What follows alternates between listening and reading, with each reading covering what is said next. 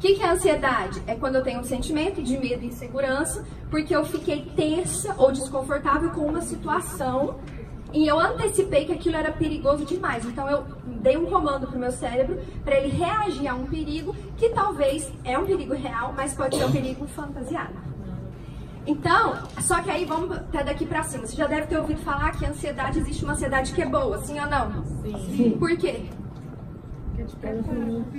Porque ela te prepara para uma situação de perigo real. A ansiedade boa é aquela que te prepara para um perigo real. Por exemplo, até citei isso num dos meus vídeos.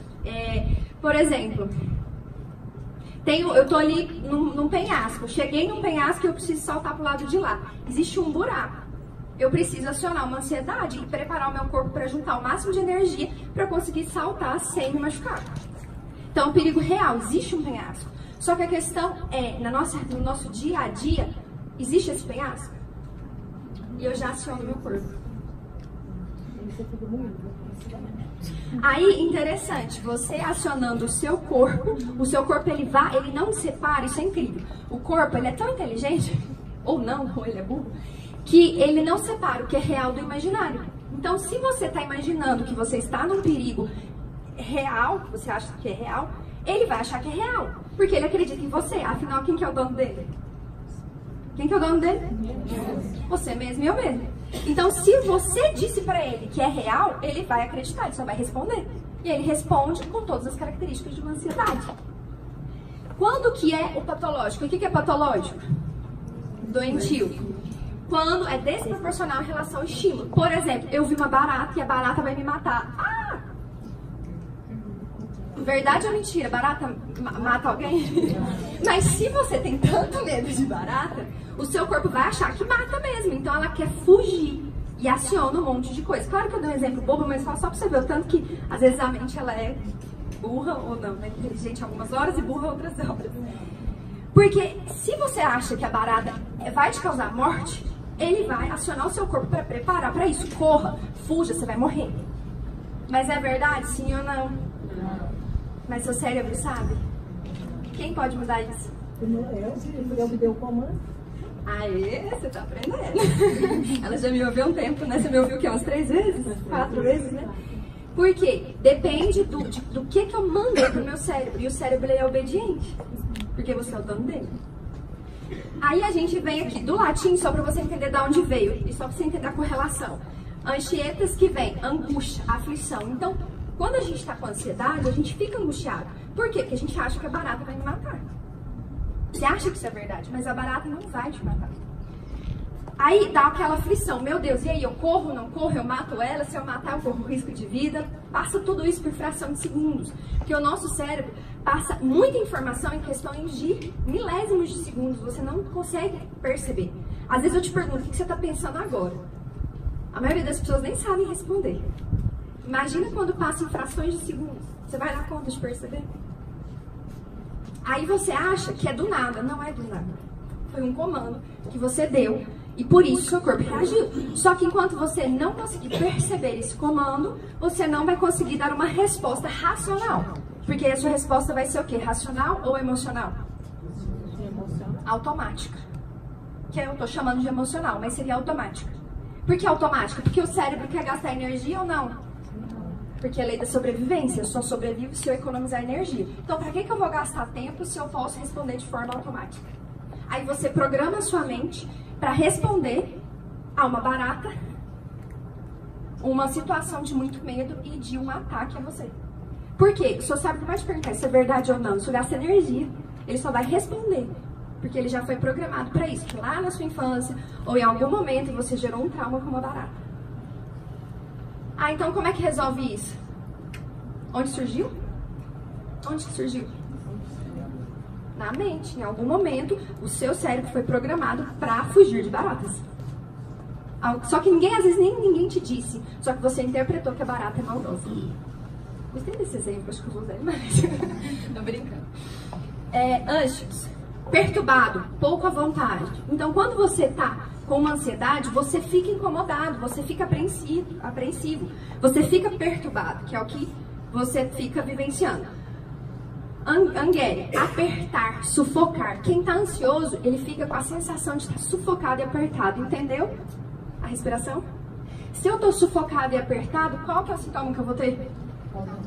Falta de ar. Tá vendo que tudo tem uma razão? Só que deixa eu te falar, pra gente buscar essa razão, gasta tempo e energia. Muitas vezes, nem você nem o seu médico vão ter tempo para parar e pensar. Por isso que uma terapia não é 15 minutos igual ao seu médico. É no mínimo 45. Dependendo de terapias, vai até mais. Porque precisa de um tempo. Eu sempre brinco com as pessoas. Eu falo assim, você recebe uma bomba de informações durante a semana toda. E aí, com 1 hora de terapia, você tem que resolver tudo, de uma hora para outra. Porque se tá tudo dentro de você, você que programou, a gente precisa acessar o quê? A programação. Para eu acessar essa programação, eu consigo chegar nela se você não pensar junto comigo? Sim ou não? Não. Por quê? Porque tá dentro de você, simples assim. Eu vou mostrar o meu canal, quem quiser ver esse vídeo, o vídeo é A Vida é Simples, a gente que complica. Por causa disso. Porque são coisas simples, só que a gente acha que é complicada e a gente nem se esforça para resolver. E se você gastasse algumas horas, que a gente pede, eu pelo menos peço em média 10 sessões, isso dá 10 horas, você pode resolver muita coisa. Só que aí você separa 3 horas para assistir um filme e não separa 10 horas para fazer uma terapia. Né? Prioridades, que aí eu vou falar disso agora também. Quer dizer, agora no próximo slide.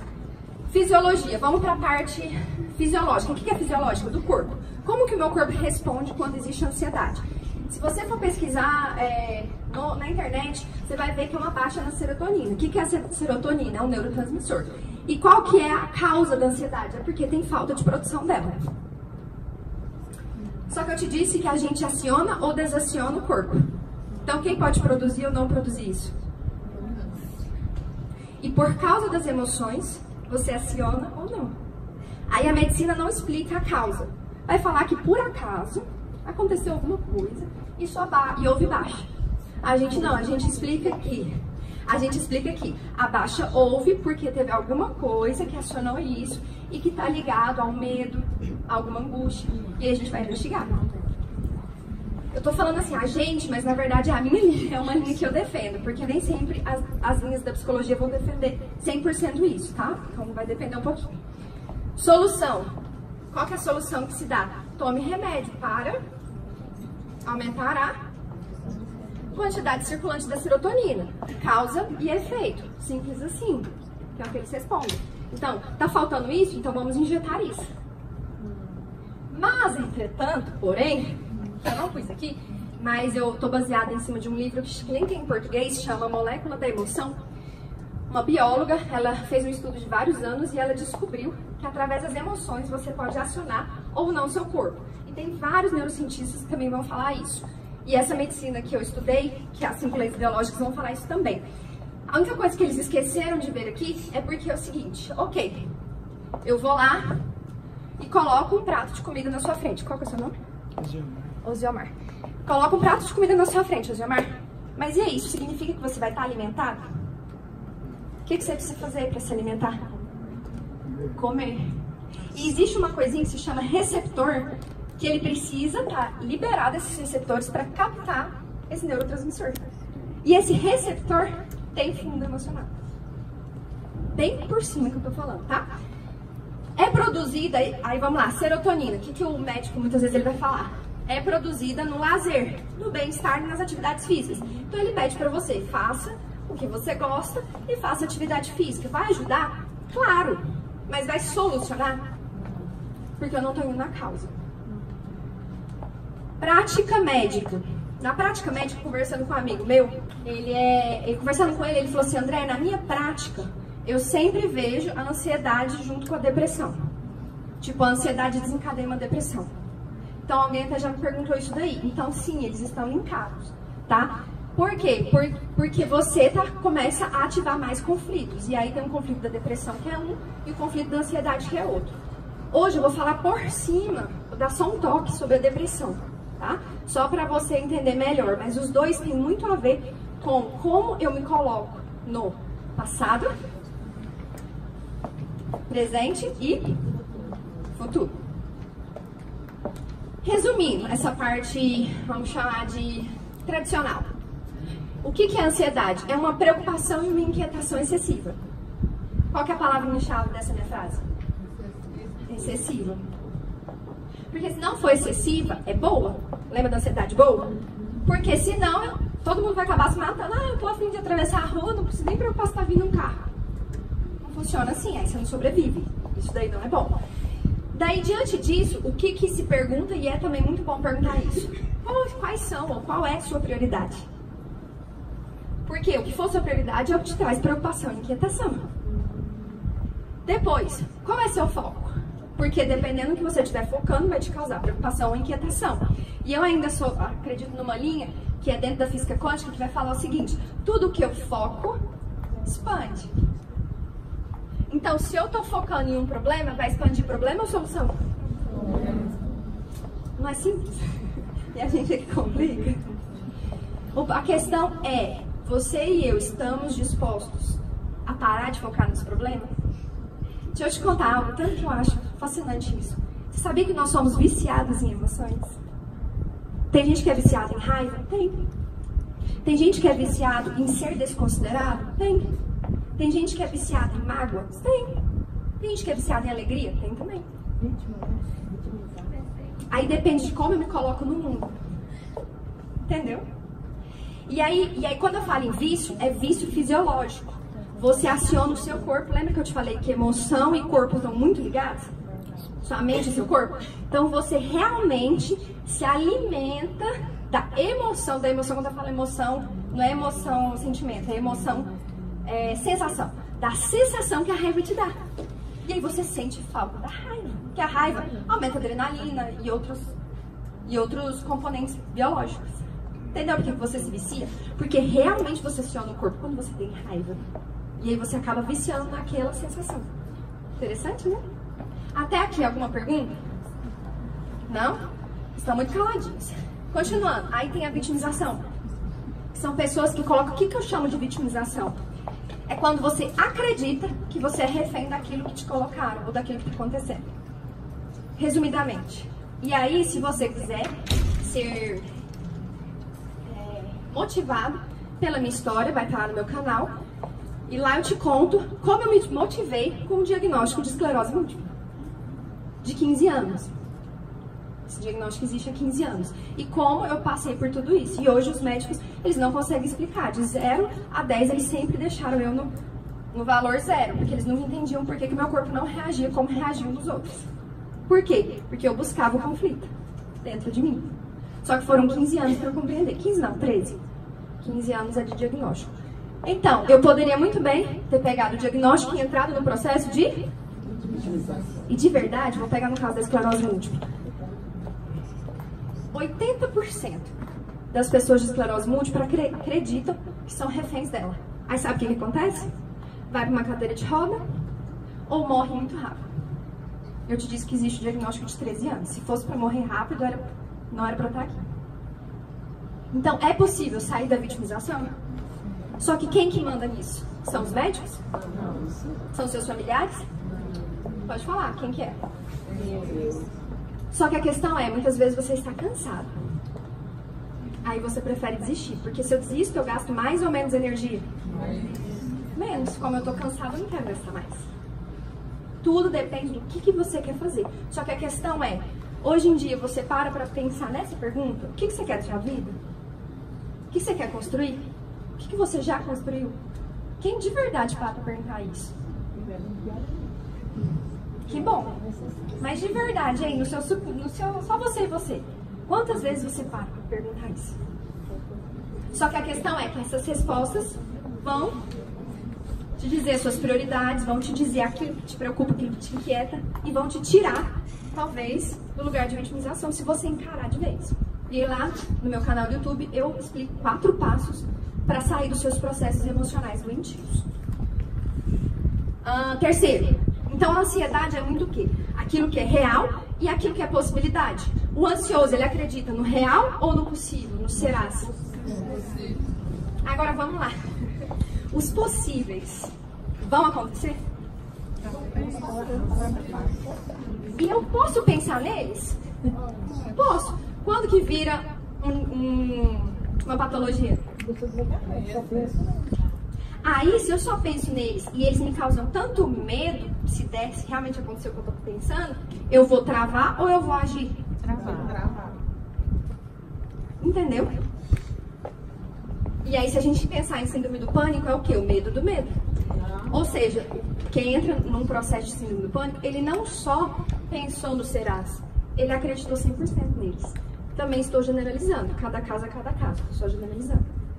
Mas geralmente, o pânico ele vai dizer, eu estou numa situação que eu não dou conta, eu não acredito que eu tenho capacidade. E eu realmente já levantei a bandeirinha branca. Pânico. De novo, de forma geral, tá? Depois, dificuldade em... Vamos lá, quem sente ansiedade, não precisa levantar a mão. Você consegue descansar? Claro que não, eu sempre falo isso com meus pacientes, porque você tem que estar sempre em alerta. Porque a qualquer momento alguém vai te matar. Você tá com medo, você tá apreensivo, você tá... Meu Deus! Se aparecer a barata, vamos botar na barata. E se aparecer uma barata aqui, eu preciso pôr veneno, mas eu não ponho 1, eu ponho 300. Porque eu não dou conta se aparecer uma barata. Ei, é só uma barata. Mas o problema é que você, seu cérebro, sua mente acha que não é só uma barata. Acha que é o fim do mundo. Se é o fim do mundo, o que eu faço? Eu fico impossibilitada. E pode perceber, quando você entrar em processos assim, sua mão esfria. Porque mão é capacidade de movimentar, de fazer. Esfriei a mão, tirei toda a energia da possibilidade de fazer. Você pode ver que quando você se sente incapaz, sua mão esfria muito. Eu acho que não é só a mão, não. Sim. Tem a boca todinha. Sim, eu dei um exemplo de sintoma. Vem falar. Descansar e encontrar prazer na vida. Esse é o problema também. Quem já ouviu, e aí eu gostaria de ver, quem já ouviu médicos, por isso que eu acho que a medicina está também se encaminhando muito bem, a gente tem conversado muito com a psicologia, com a neurociência, médicos que falam assim, você tá com câncer, vamos supor, descobriu o câncer, vai curtir a vida, vai amar as pessoas, vai... E aí aquela pessoa que tinha 1 mês de vida passa a ter 1 ano, 2, 3, até mais. Quem já viu isso? Casos reais. Eu já vi também, aí ó. Por que acontece? Porque a pessoa não entrou no processo de... E aprendeu forçadamente a encontrar prazer na vida. Sendo que se você parasse para pensar, você poderia encontrar esse prazer sem precisar de uma doença te parar. Ou te acionar e dizer, tem algo errado. Então, o que eu sempre falo dos sintomas, e eu falo isso com experiência própria. O sintoma, e eu estudei muito isso, minha monografia foi sobre isso. O sintoma, ele é só uma comunicação. De quê? De quê? De que algo tá errado. De que algo tá errado. Só que o que eu faço com esse sintoma? Em vez de eu entender ele, o que eu faço com ele? Me rendo a ele. Pior do que se render a ele, eu mato ele com remédio. Aí, olha tanto que a gente está acostumado com isso. A gente não faz isso, eu não tenho filhos, mas a gente não faz isso com filhos. Tá enchendo o saco, desculpa a palavra, mas é isso que você pensa. Enchendo o saco, o que você vai fazer com o filho? Você vai conversar, você vai amar? Não, você joga para um tio, para um avô, ou para um celular, para uma creche. Porque a gente está tão fadigado, porque a gente deixa as coisas ditarem a nossa vida e não a gente ditar a nossa vida, que aí quando a gente tem o nosso momento de amar, de ter prazer, de olhar para o lado e descobrir que quando eu ajudo pessoas, isso libera substâncias boas em mim, e eu libero quanticamente algo positivo também, que vai retornar para você, porque tudo que eu jogo e tudo que eu planto, eu colho. Tudo que eu jogo no sentido de jogar para o universo, vamos chamar assim, tudo que eu planto, eu vou colher. Só que em vez de plantar, eu acredito que eu não sou boa o suficiente, incapaz, então eu não planto nada, eu só retenho e vou inchando dentro de mim todos esses conflitos e, consequentemente, o meu corpo também vai respondendo com sintomas. Falando nisso, eu lembrei de um paciente meu. Esse paciente, inclusive, eu falei com ele ontem. Ele falava assim, Andréia, eu acho que vou procurar um psiquiatra. Eu falei, dependendo da situação, procure, mas me explica o que está acontecendo. E aí ele foi me explicar. E aí ele disse assim pra mim, eu sempre volto no passado. E eu não sei qual que é o problema. Aí eu, você acabou de me dar a solução. O que você acabou de falar? Aí ele, o que eu falei? Bingo. Qual que é um grande problema dele? Não se ouve, primeiro. Que ele tinha acabado de falar a solução. Aí eu perguntei pra ver se ele tava ouvindo. Eu já sabia que ele não tava ouvindo, porque eu já conheci ele há um tempo. Aí ele pegou e falou, o que eu falei? Ué, você acabou de falar que você está muito no passado, então qual que é a solução? Uai, não sei. Só que a pessoa que tá nisso não vê. Pra nós de fora, por isso você precisa de pessoas que você confia, ou de um profissional pra te ajudar, porque quando você tá no furacão, você não vê que você tá no furacão. Você acha que aquele vento é somente um vento mais forte. Mas quem tá de fora sabe, tem um ponto de referência diferente. E ele sabe que aquele vento não é um vento normal, é um vento de um furacão. Aí ele não viu. Aí eu perguntei, qual a solução? Não sei, você que tem que me dizer. Eu falei, não sou eu. Porque as respostas estão dentro de você. O que você tem que fazer? Olha o que você falou. Aí ele, né? Verdade. Eu tô muito no passado. Demorou, mas ele sumiu. E aí depois a gente foi indo. Sabe que a gente chegou? Quais são os pensamentos que ele alimenta? Sou incapaz? Não dou conta? Aquele relacionamento deu errado porque eu sou um monte de coisa? E começa a se julgar. Aí eu falei, ei, fala uma coisa boa de você. Ele não conseguia. Eu faço uma atividade muito legal que eu aprendi com o Paulo Vieira, na parte de coaching, que eu também esqueci de falar, né? Falei que eu era coach, que eu sou coach? Não? Também fiz a área de coaching. Por quê? Porque o coaching, ele atua muito na ação. E a psicologia atua muito na reflexão. Aí eu juntei os dois. Eu vou refletir, mas eu vou agir. Porque reflexão sozinho não dá, do meu ponto de vista, tá? Não dá em nada. E ação só por ação também não dá em nada. Quando a gente juntou esses dois, aí eu fui passar para ele algumas tarefas. E aí eu comecei a pôr ele para pensar. O que você tem que fazer? O que tá acontecendo? E a gente foi indo. Sabe onde a gente achou? Eu fui questionando ele. Ele só se auto-julgava. Problema na identidade. Aí a gente vasculha mais. Não era só identidade. Onde que você aprende quem você é? Na infância. Onde tá o problema? Sempre. Relação pai e mãe. Qual é o problema? Pai e mãe diz pra ele, você não vai dar em nada. Você vai ser um Zé Ninguém.